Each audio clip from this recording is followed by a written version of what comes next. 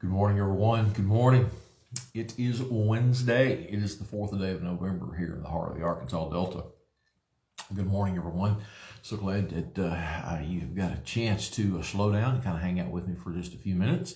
I appreciate that. I hope you have had a good morning thus far. I hope your coffee has been strong. When you get in, go ahead and say hello and let me know who all is hanging out with me. I'd love to hear from you. And also, when you get in, I want to encourage you to do something. When you first start seeing the broadcast come up and you're watching it and the comments are coming up, you're going to start seeing blue boxes. Some's going to be to encourage you to share. Some's going to encourage you to hit a button there in one of those boxes about making sure that you get notifications. I want to encourage you to do that. We've gone through another round of Facebook algorithm changes.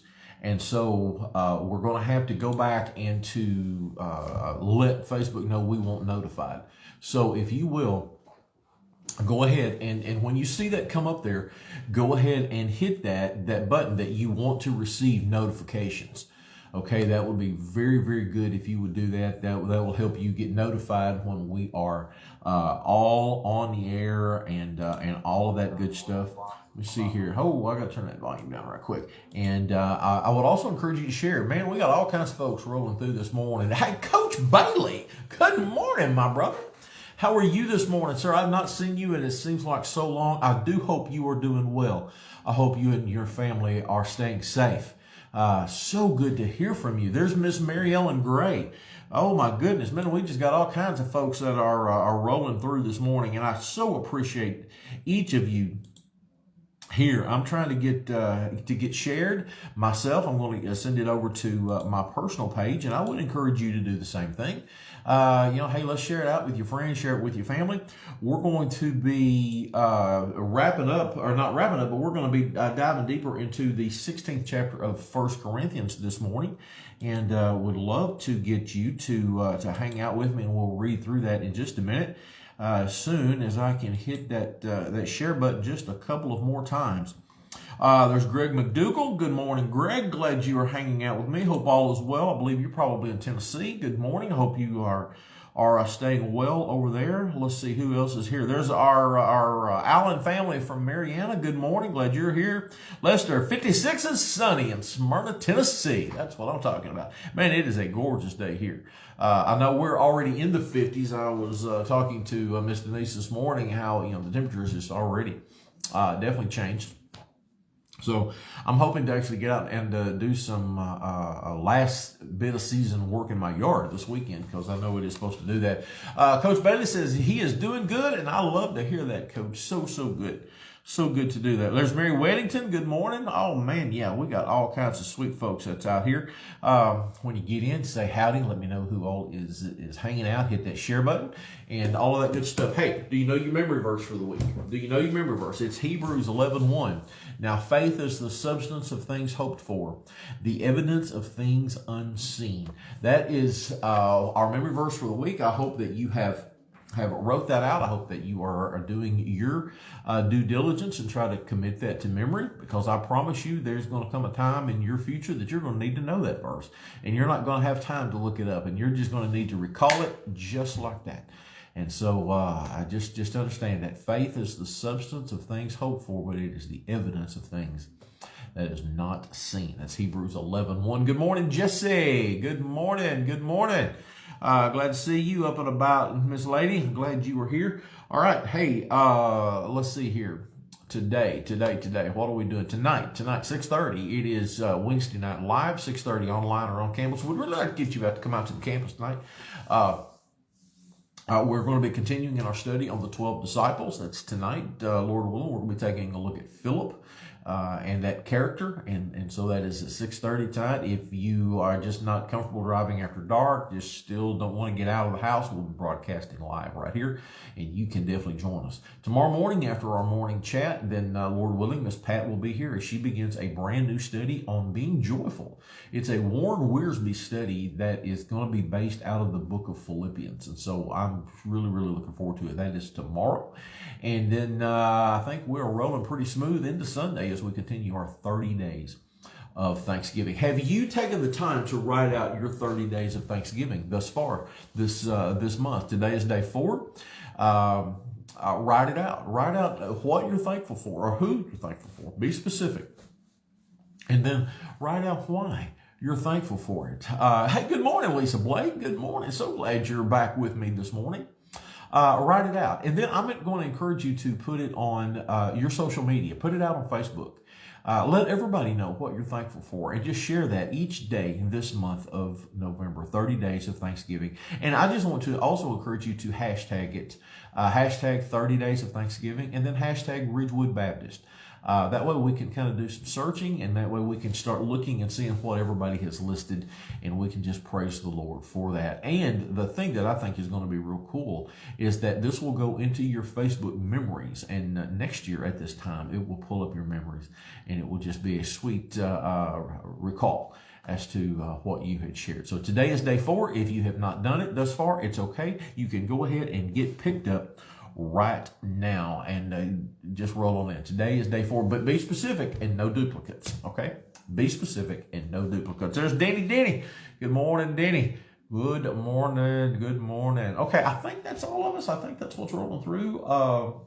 Remember, for our church members, we're going to be having our normally scheduled business meeting this coming Sunday after the morning worship service. That is Sunday. And also, we are starting back with our nursery and our children's church this coming Sunday. Good morning, Brian. That is this coming Sunday. Now, this is for church time only, so our nursery will only be for church. And it is for our little bitty guys, and they're going to go back in the nursery, and we are going to do it in this way. We're going to have a maximum of 3 children per room. Max of 3 children per room, and we're going to do our best to keep those children in the family unit. So that is the way it's going to work, and we are then going to have our children's church. Kids 1st through 3rd grade will be dismissed to go to kids' church as soon as the music portion of our worship is over. They will be dismissed to go back. And Miss Deanie is going to be teaching our children's church this week. And I'm so excited. We have made some changes in our room. It's going to be set up a little bit different. Our kids are going to have a whole lot of fun. There's no problem of social distancing. We've got all of that taken care of. It's going to be very clean. And we just want to make sure that your kids stay safe while they're here on our campus. So that is all starting back this coming Sunday. Nursery and Children's Church starts in the 10:30 hour. So if you have young families that are wanting to get back in church, but there just hadn't been really a whole lot of things for young guys and gals, then this is the time to do that. We want to encourage you to get back on campus. That starts at 10:30. And we also want to encourage you to continue to come in our north entrance. We are not going to be opening the south entrance at this time. So moms and dads, when you're bringing those little guys in, we're still going to continue to come through the north entrance. Sunday school starts at 9:30. Brother Larry, I believe, is going to be teaching, and then our digital lobby is at 10:15. And then I'm going to be leading worship this coming Sunday. I'm excited to be back and to be leading worship. Matter of fact, let me just go ahead and I will share with you what our worship list is going to be this coming Sunday. And so we'd love to have you on campus, or if not, you can tune in. Let's see here. Oh yeah, man. Remember that old wonderful foot stomping, hand clapping hymn, "Are You Washed in the Blood?" Yeah, we're going to do that one on Sunday. We're going to open with that, and then one of my favorite songs of all time, "Jesus Messiah."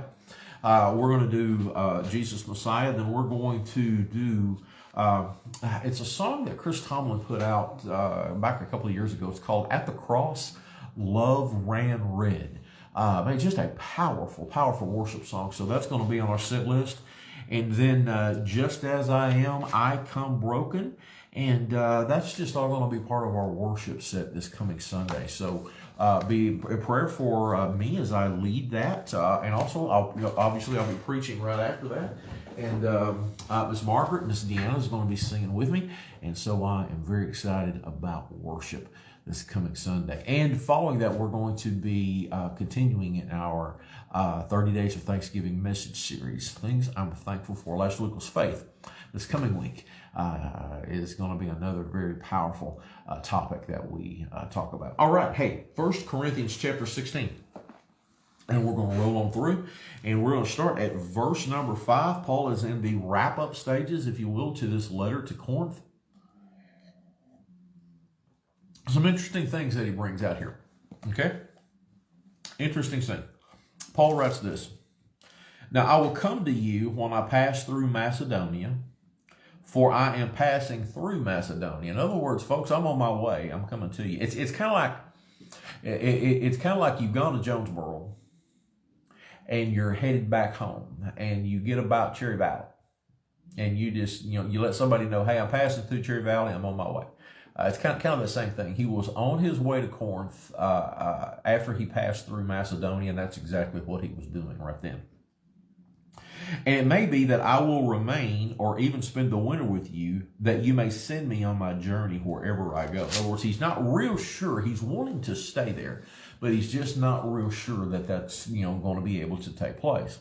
For I do not wish to see you now on the way, but I hope to stay a while with you, if the Lord permits. But I will tarry in Ephesus until Pentecost. So now we're seeing a tie-in back to that church at Ephesus. You remember, and we've gone through this. We've read that. We've studied it extensively here at the church on what Paul was doing and teaching at the church of Ephesus. And now, let me read that again, and then I want to attach verse 9 to it so we can put it in context. But I will tarry in Ephesus until Pentecost, for a great and effective door has opened for me. In other words, he sees the opportunity. God is at work, and it's God that has moved him to do that, and he knows it, and so he's going to take advantage of it. And there are many adversaries. And if you really want to know what those adversaries are, you have to read the book of Ephesians, because it is a hot mess.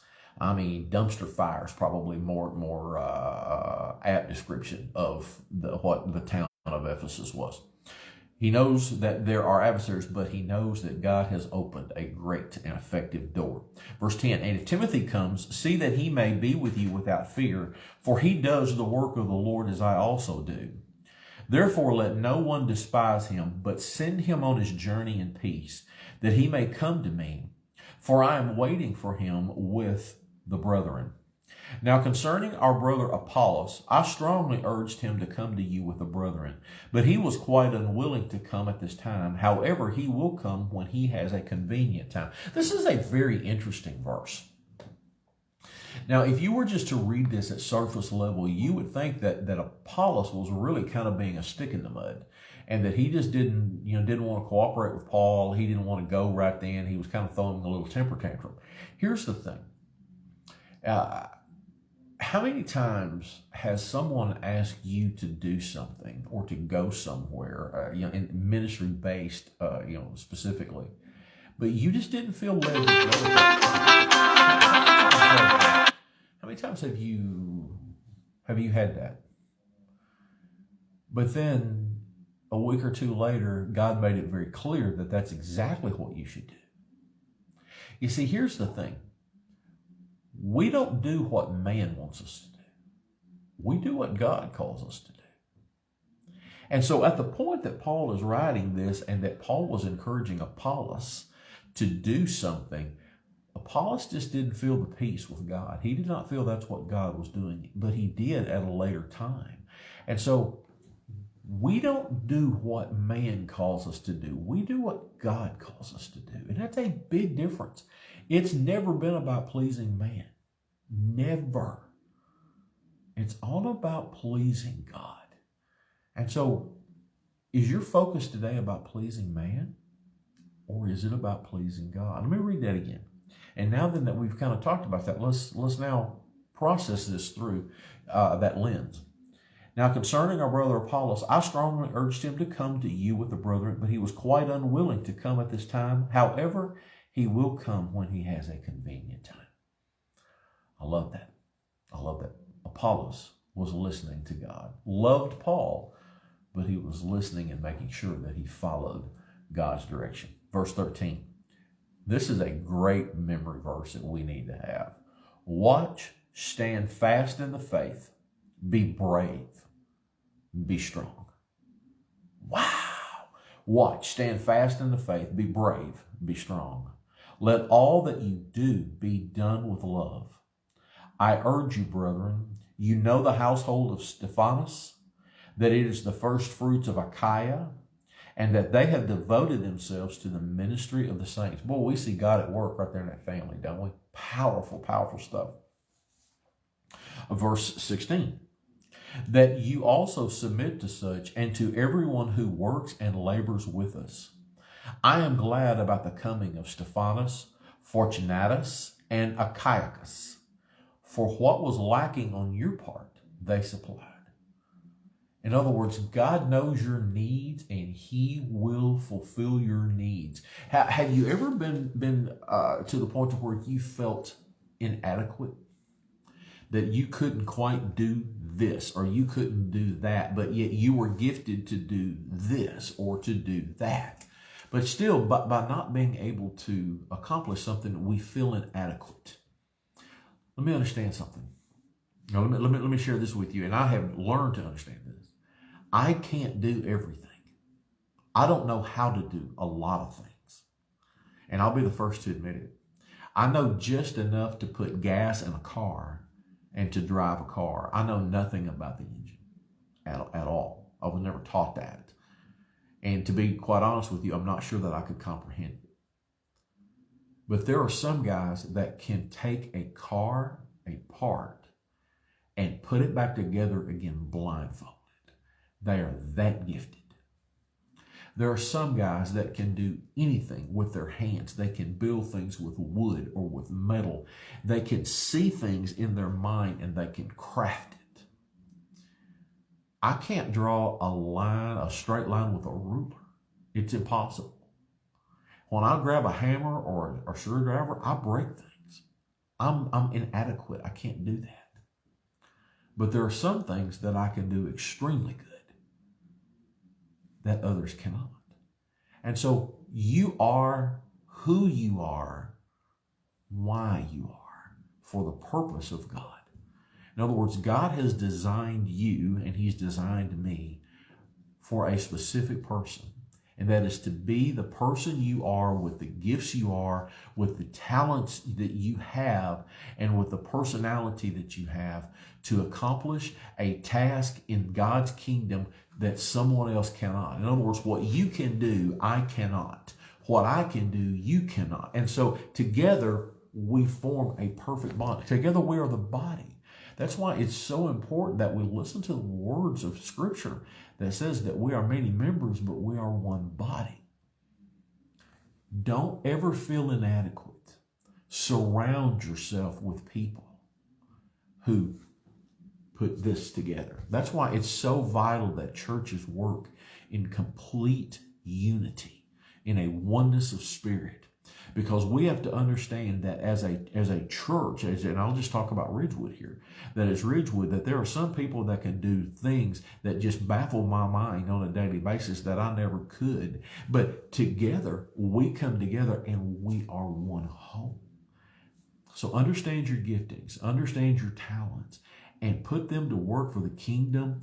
Don't be boastful about it. Don't be arrogant. Just understand what you can and cannot do. And if you can't, simply admit it and find someone who can. But do not allow Satan to make you feel inadequate.